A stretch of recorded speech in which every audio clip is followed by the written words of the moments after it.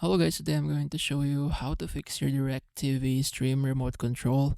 So basically, you're doing a reset or a repair of the remote to your Directv stream device.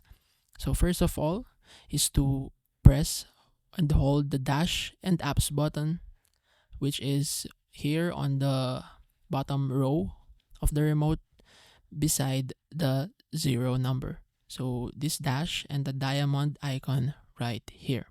So hold them simultaneously until you see the LED lights on the remote blink blue twice. So the LED indicators are on the topmost part of the remote.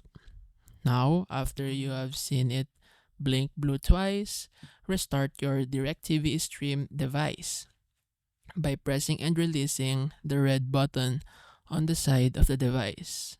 So make sure to do that, do not miss that.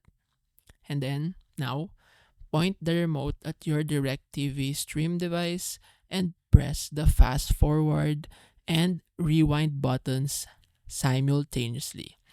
So press them at the same time to pair your remote with the device. So basically that's it.